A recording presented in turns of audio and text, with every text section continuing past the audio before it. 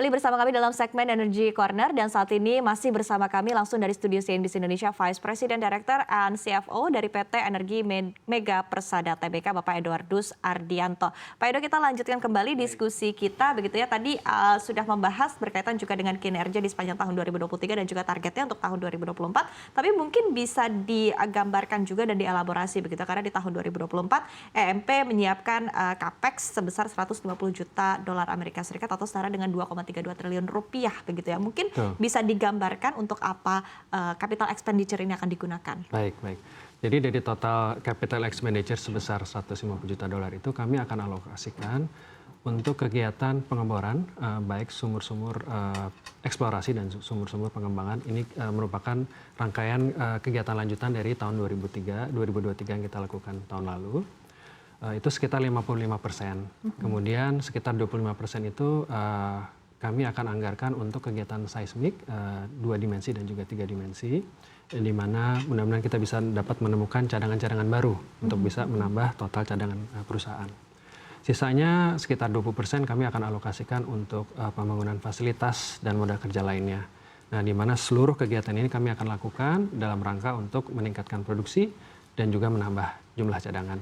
Oke, baik Pak Edo. Kita mungkin akan beralih ya ke topik sentimen umum begitu dalam industri energi ataupun juga hulu migas begitu, termasuk adalah berkaitan dengan kondisi dunia saat ini, geopolitik di Timur Tengah juga tengah memanas, dan ini juga sebetulnya kondisi geopolitik yang panas ini juga sudah berlangsung dalam beberapa tahun terakhir dimulai dari Rusia dan juga Ukraina, dan ini terus mempengaruhi pergerakan harga komoditas energi dunia. Seperti apa dari EMP melihat hal ini dan juga prospeknya ke depan berkaitan dengan harga komoditas dunia? Baik, betul Bu Iva. Jadi dengan kondisi geopolitik yang terjadi saat ini, tidak hanya di Timur Tengah, di Eropa, perang Rusia dan Ukraina, tentu saja memberikan dampak yang signifikan dalam fluktuasi harga minyak internasional.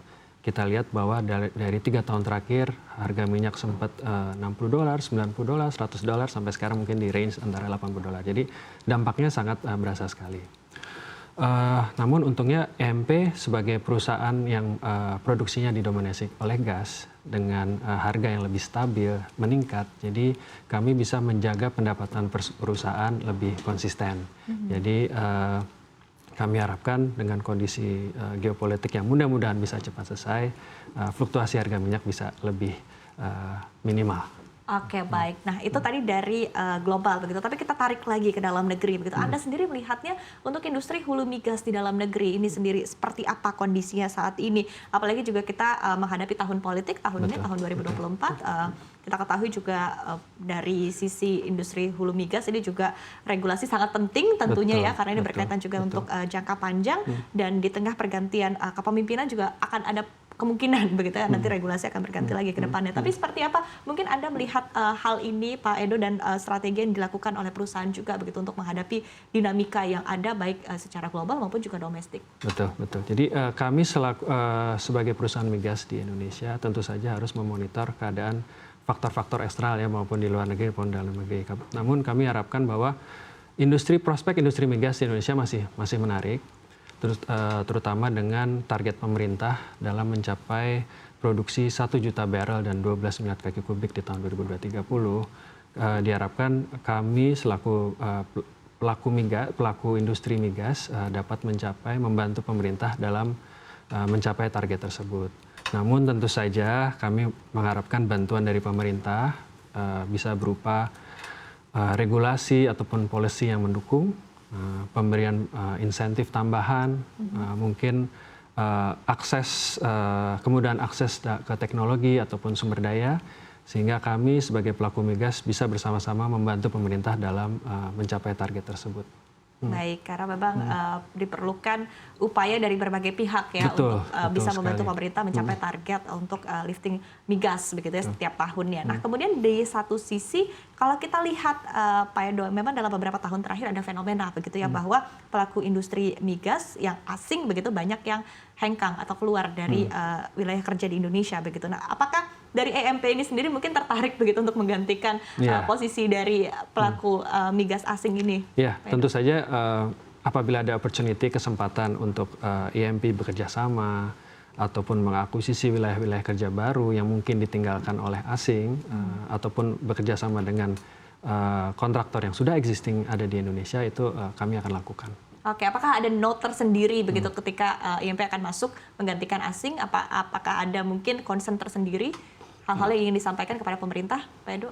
Tidak sih, selama wilayah kerja tersebut mungkin masih inline dengan rencana pengembangan perusahaan sih, kami akan tetap ekspor itu. Oke, baik. Nah, kemudian kalau kita lihat saat ini ya, khususnya dalam beberapa tahun terakhir juga energi baru terbarukan ini juga tengah menjadi fokus utama juga dari pemerintah dalam upaya kita untuk mencapai net zero emission dan juga transisi energi. Seperti apa? Apakah dari EMP sendiri sudah berupaya ataupun juga melakukan langkah-langkah untuk terus mengembangkan bisnis di industri energi baru terbarukan? Ya, proyek energi terbarukan merupakan salah satu rencana divestasi dari portfolio kami, di mana kami sendiri sebenarnya sudah melakukan investasi di proyek wind power, namun masih dalam skala kecil.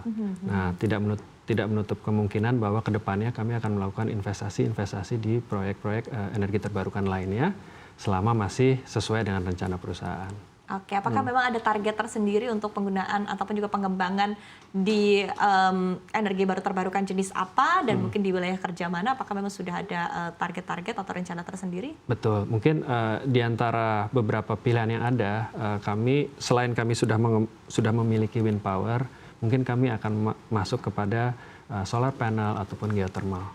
Oke, prospeknya seperti apa? Prospek masih cukup bagus, cuman kembali lagi selama didukung oleh regulasi dan juga keekonomian yang baik ya, jadi kami pasti akan melakukan investasi. Karena kembali lagi untuk berinvestasi di proyek energi terbarukan kan cukup besar, sehingga dan cukup memiliki resiko operasi, resiko komersial. Jadi semua harus diperhitungkan. Selama masih masuk keekonomian, kami akan lakukan.